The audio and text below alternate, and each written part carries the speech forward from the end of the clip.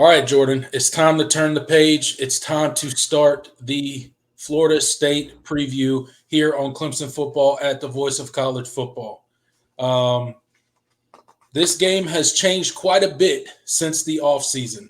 This was one of the games in the offseason that a lot of people, ACC fans and just college football fans alike, had circled. This Florida State team came into the season as a heavy favorite to take the conference once again for the second season in a row, coming off a 13-1 season where they, if you ask a lot of people, got snubbed from the college football playoffs. If you ask some other people, they didn't deserve to be there. But that's neither here nor there. But a lot of storylines have changed in this game. Not only has Florida State not looked anywhere close to the team that we thought they would be, they're just 1-4 on the season. They have now benched their starting quarterback, DJ Uiagalelei, former Clemson Tigers quarterback. So there's another storyline that has kind of drastically changed. Clemson will not be playing against their former quarterback, DJ Uiagalelei. Instead, backup quarterback Brock Glenn is going to get the start. DJ is injured. He has a broken finger on his throwing hand. But Mike Norvell made it clear in the post-game press conference that he was about to make a change regardless. So lots of storylines, lots of intrigue in this game have completely shifted since the preseason and since early on in the season. So, Jordan, overarching thoughts on this matchup against Florida State. Clemson travels down to Tallahassee, 7 p.m. kickoff. Overarching thoughts on this game before we dive into offense versus defense and the matchups that we like or don't like based off of the personnel.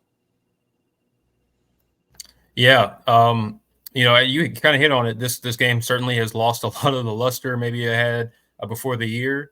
Yeah.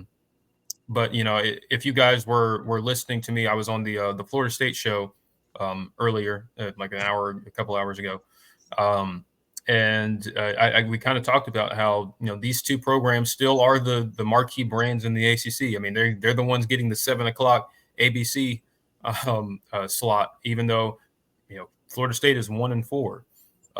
So I think at the end of the day, this game still means a lot, and it's massive. I think for Clemson to come in and win, especially since this is your first road test of the year, and we have not seen how this offense performs in a hostile environment, and we've seen how it looks outside of Memorial Stadium at least one time, and it wasn't very good.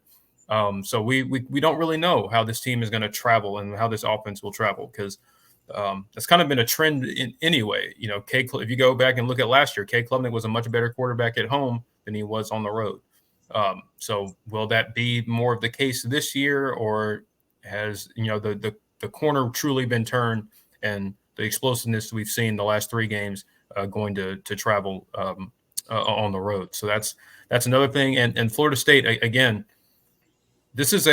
while this team isn't very good collectively, they have a lot of talented football players, particularly defensively. They have multiple NFL guys. This is the best.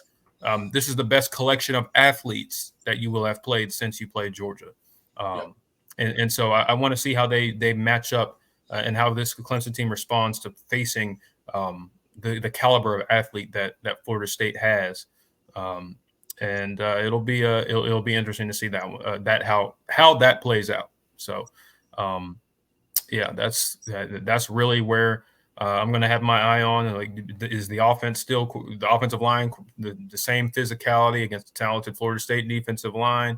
Are you still hitting on the explosive plays? Is the creativity and the versatility does that still show? And I think that'll ultimately decide whether or not this team has truly figured it out, or we still might have some growth to do.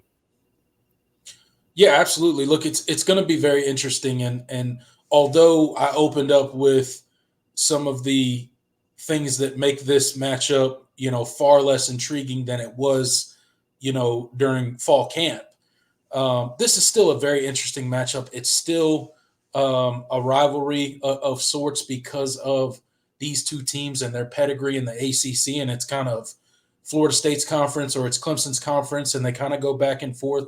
So there is still some intrigue on this game. And Jordan, I wanted to ask you a question because I've seen this in a lot of different places. It's on various message boards. There's been people on YouTube talking about it, fans talking about it. And the talk is, hey, what are the chances that FSU kind of puts it together for one game? Just circles the wagons, has a pride game, rallies around, newly starting quarterback Brock Glenn. I know he's had a couple starts last season.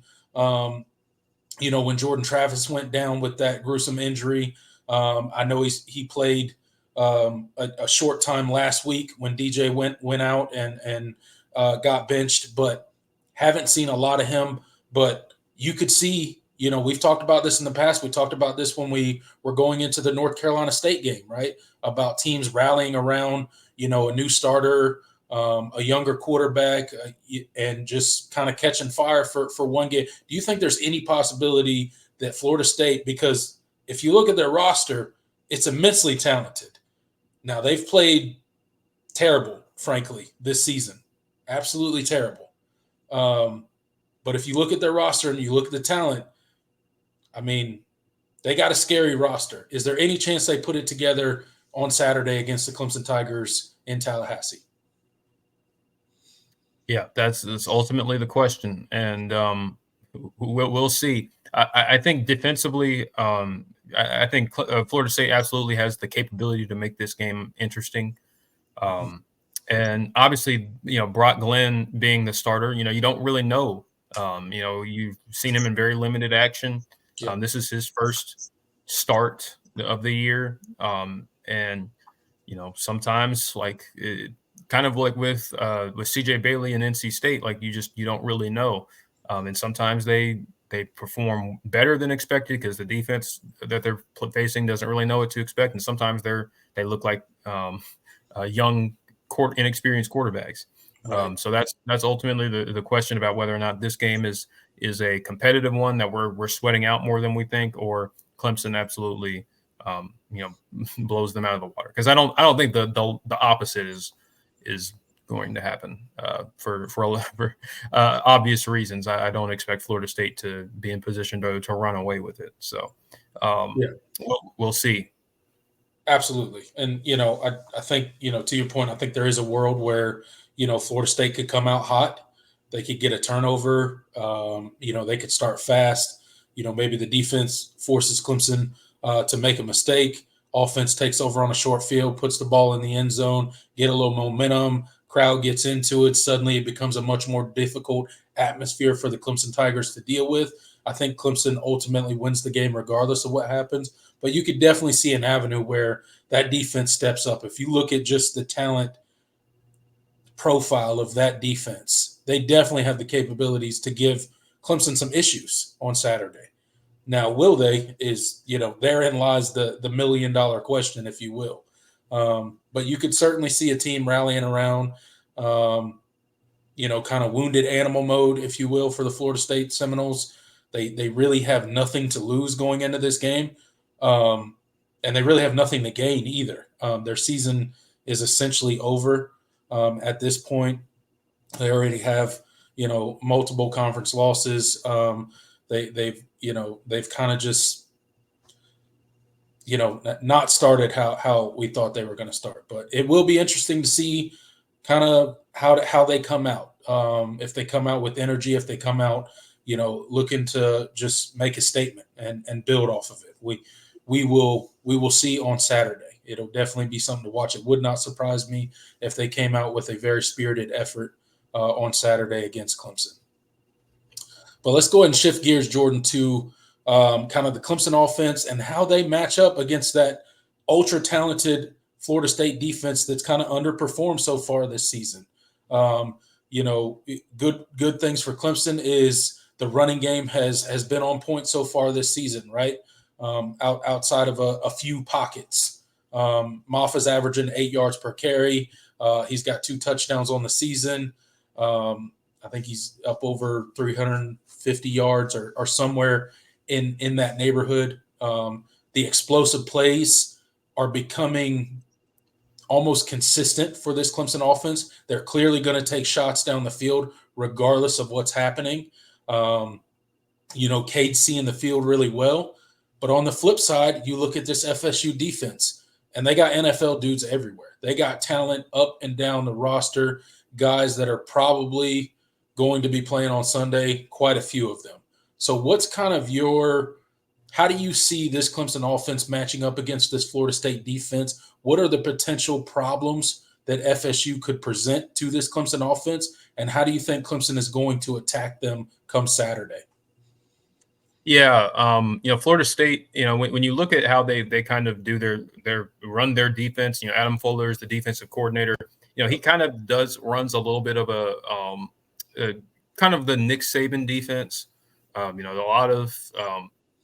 lot of quarters, a lot of man match stuff, and that requires a lot of communication on the second level because there's a lot of rules about who gets who, passing off guys.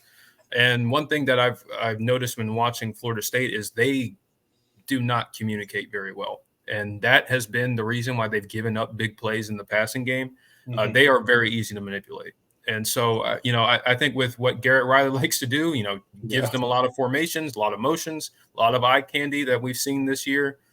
I think that matches up in your favor. Now, the biggest thing is that Florida State has a legitimate NFL defensive line, at least individually.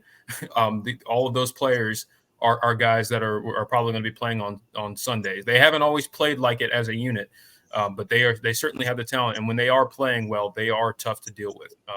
Whether it's Darrell Jackson, Joshua Farmer on the interior, Pat Payton and Marvin Jones Jr. on the edge. That is a really, really strong, really talented football players. And so, this is going to be a big game for Clemson's offensive line because I think if you can hold up in protection, the big plays will be there. They have not stopped the run particularly well at times this year. Teams have kind of been able to get 5 or 6 yards when they've needed it. So I think staying on schedule and creating opportunities for shot plays. Yeah. I think those will definitely be there if Clemson plays up to that. That ability. They are very poor at linebacker. That's probably been the worst part of their team because I think their secondary, while they've had communication issues, they have talented football players. I don't think their linebackers are very talented. So offensively, they'll be very easy to manipulate as well, and you can create some matchups in the passing game as well. So. I think ultimately, if you do those things, I think Clemson will have a successful day offensively. Yeah, I mean, I agree with a lot of what you just said, and I think it's a good challenge for the offensive line. I'm going to be interested to see how they match up, how they hold up. Like I said, last week was probably their worst game, but they still played pretty well.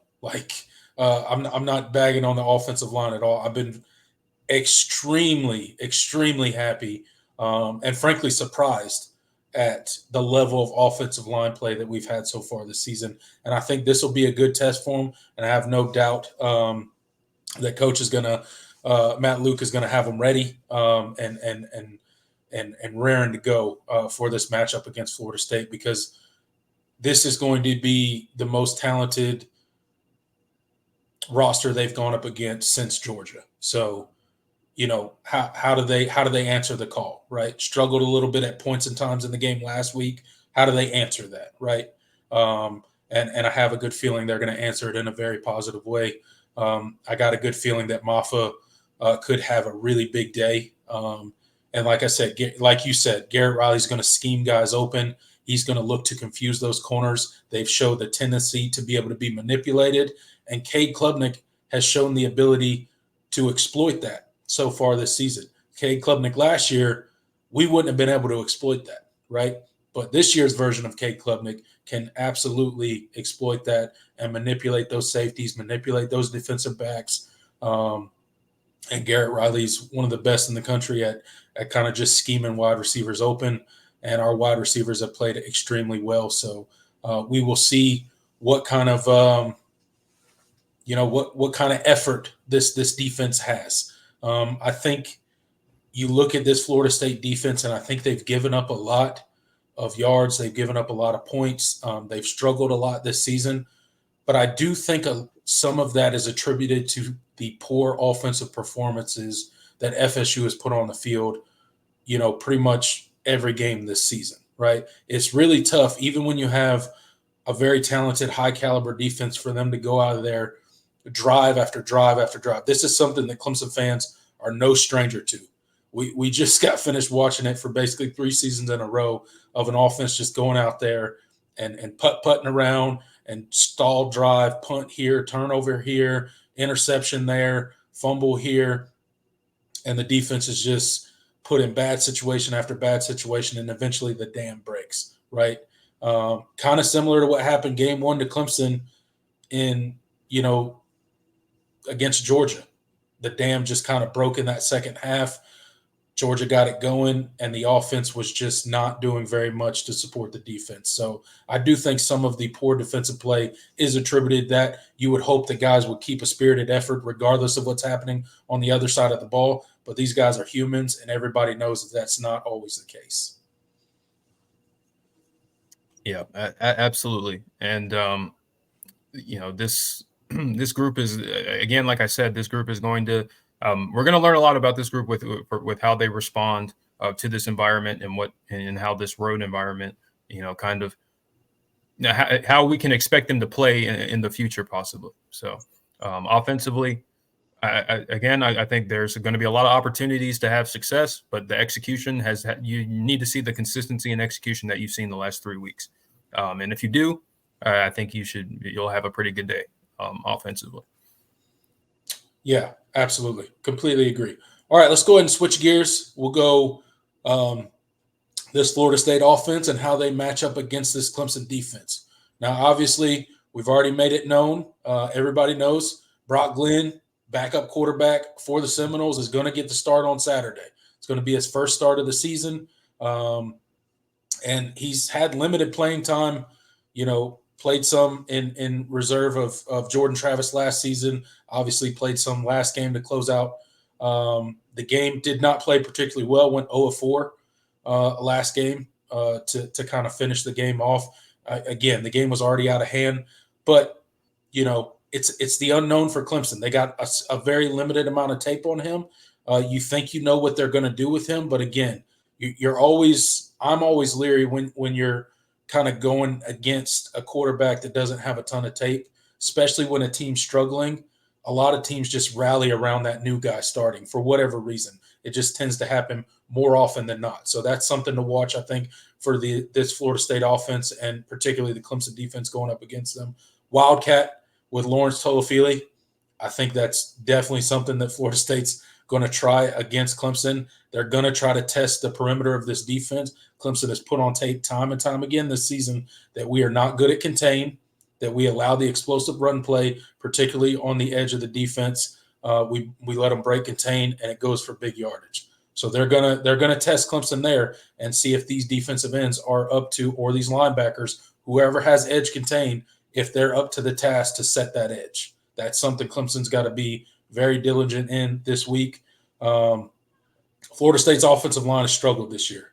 That does not bode well for them against this Clemson defensive line, particularly the interior. They've had a lot of penalties. So that's definitely something that's going to, not bode well for them. I think our defensive backs have held up really well. Our linebackers are starting to produce at the level that I expected them to produce early on in the season. The past couple games for the linebackers, they've just been getting better and better and better, and you're starting to see the level of play that we thought would happen early in the season. It's took a little bit, but, Barrett Carter is playing absolutely out of his mind. Sammy Brown's coming. Wade Woodaz with that crazy interception last week. He's playing. He's flying around everywhere. He looks a lot more comfortable out there. Looked a little slow to start the season, but they look to be back and just kind of playing free and playing fast again, which is good to see. So what are your thoughts on this Florida State offense? They've struggled pretty much every game they've played this season. How do you see them attacking this Clemson defense? Clemson's been particularly good against the run, although they've let the exterior run get away from them a bit. But this has been a pretty stingy defense as far as when you're talking about the first team defense. Yeah, I think ultimately they're going to want to run the ball and find creative ways to run the ball, because I think otherwise it's going to be very difficult for them to generate offense. Watching this Florida State team, obviously it was with DJ Uyunglele under center, so we'll see what things they do differently. But I think it starts with their offensive line. They have just not been at the level that people thought heading into the year. It was an experienced group with a lot of combined starts. They just lost one of their guards for the year, transferred from Florida, Richie Leonard. So again, offensive line that's already underperforming, you lose as a guy, and they're not very deep. So it's just been a struggle to get that group to play up to speed, and this certainly hampered everything else that they've tried to do. The run game, it's been very easy to stop their run game. At least the teams that I watched didn't have much trouble. They walked a lot of guys up and messed with their protections, and not protections, but their assignments. And this SMU held Florida State to like 2.5 yards per carry. And it's just kind of been a consistent thing. I think their backs are pretty good. And Lawrence Toafili, as you mentioned, probably their best. And Cam Davis, the true freshman, has a lot of talent. I think he's going to be a good player in the future. But this Florida State offense is really limited. I think they went into the season, they wanted to be kind of what DJ did at Florida State. They thought they were going to be a run-heavy team with a lot of play-action shots and push the ball downfield. Well, the offensive line can't protect. They can't run the ball. And DJ has not been up. DJ was not nearly as good or accurate. Honestly, like even during his time at Clemson, he was playing a lot worse than that. And the receivers have just been pretty underwhelming. They haven't had anybody step up, and their tight end play might be the worst in Power 4. So all in all, this is an offense with not a lot going for it. So I think ultimately they're going to have to find some creative ways to get to run the football and keep the possessions, the total possessions in this game low, because that's kind of what they've had to do to stay close in games. So I think if you allow this Florida State offense to play, dictate the pace of this game, it could make things a little bit interesting. But otherwise, I think as long as you keep them, you dedicate resources to stopping the run, and if they beat you, if Brock Glenn beats you over the top, you kind of just tip your cap to them. But because I don't really trust their offensive line to hold up, and I don't think their receivers are all that good. And so we'll see how they do things. Brock Glenn is a little bit more athletic than DJ is, so potentially the quarterback run game might be more of a factor than it's been for Florida State so far. But he's not a super duper. I wouldn't call him a mobile quarterback. He can move around. He's not a statue. Yeah. Which that's probably a plus anyway for Florida State. But so just kind of keep in mind that, because they didn't do a lot of designed runs, quarterback runs, but that might be something that they try to kind of give Clemson's defense a different look. Yeah, look, absolutely.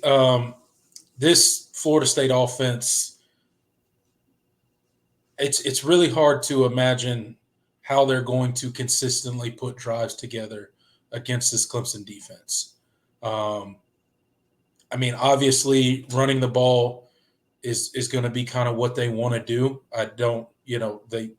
They don't trust their passing game, and with Clemson's defensive backs, I don't think their wide receivers are going to be very open anyway. Running the ball on the interior of that Clemson defense, not a great option. So they're definitely going to have to get creative and try to get out on the perimeter. They're probably going to go to the screen game quite a bit, to try to just get on that edge and try to test that Clemson defense. A lot of RPOs. A lot of RPOs, a lot of stuff like that to just try to produce as much offense as they possibly can. But at the end of the day, they may have a drive here, a drive there, where they kind of get it going against this Clemson defense. But at the end of the day, I just don't see them being able to consistently sustain drives throughout a 4-quarter game against this Clemson Tiger defense. You saw Clemson last week against Stanford, right? Stanford was absolutely torching them with that QB run and breaking big runs on the edge. And then you turn the page to the second half, and Clemson made the adjustments, right? And they played much better in that second half than they did the first half. So for those reasons, I think it's really going to be a struggle for them to produce. And this offensive line is not going to be able to protect Brock Glenn. Clemson's going to get pressured, and I don't think they're going to have to blitz to get it. So it could become a pretty long day for the Seminoles if they can't manufacture those yards, kind of on the edges of Clemson's defense. Yeah, absolutely, and it comes down to winning first down. I think that's one of the things that Florida State has struggled with all season is staying ahead of the chains and being on schedule, getting a second and medium. They've been in a ton of third and longs, and at least when DJ was playing, it was basically a death sentence for their drives. If they weren't getting a good chunk play on first down, the drive was going to stall. And I don't have the numbers in front of me, but it's their first down efficiency has not been very good. And so I think winning, like I said, winning first down, puts it immediately handcuffs them because they don't have a lot of answers when they're not ahead of the chains. So I don't see a path where this Florida State offense has a ton of success on the aggregate, but if you let them put a couple first downs together and eat up clock and slow the pace of the game, you might be in for more of an interesting game than maybe you think. So yeah, as long as you don't let that happen. Yeah, no, and I could see them coming out with some wrinkles and some creative plays. I mean, Mike Norvell, make no mistake about it, he's a brilliant offensive mind, right?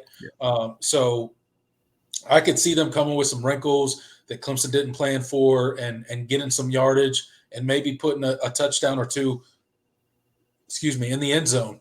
But I trust Wes Goodwin, and I trust that defense to make the proper adjustments, whether that be on the sideline or whether that be at halftime.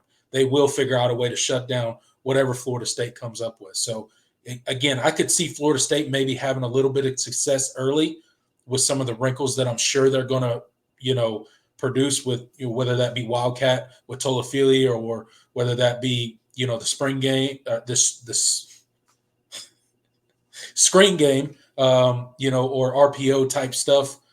But I don't see that being sustainable for 4 quarters. Clemson will make the adjustment, and they'll figure out a way to shut down what they're doing. Absolutely.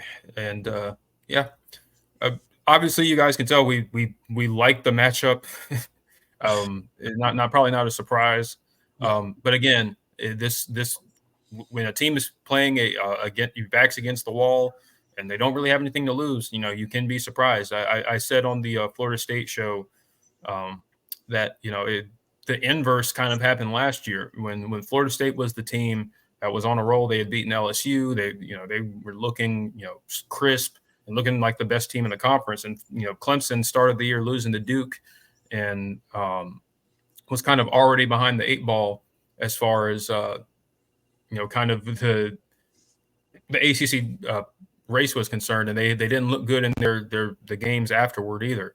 But they ended up putting together one of their better performances of the year, even though they lost. Yeah. Sometimes, that can happen. And so things can happen. This is college football after all. Especially since you're on the road. Yeah. Look no further than Ole Miss losing to Kentucky. No one saw that coming. So nope. I'm not saying we lose to Florida State. Again, if you've heard, us talk for almost an hour now, obviously we do not think that's going to happen. But with that said, anything's possible in college football. Yeah. As cliche as that is, it's true. A team can, get some momentum and, create a couple negative plays, and suddenly you're in a dogfight. And that's not where Clemson wants to find themselves on the road in Tallahassee.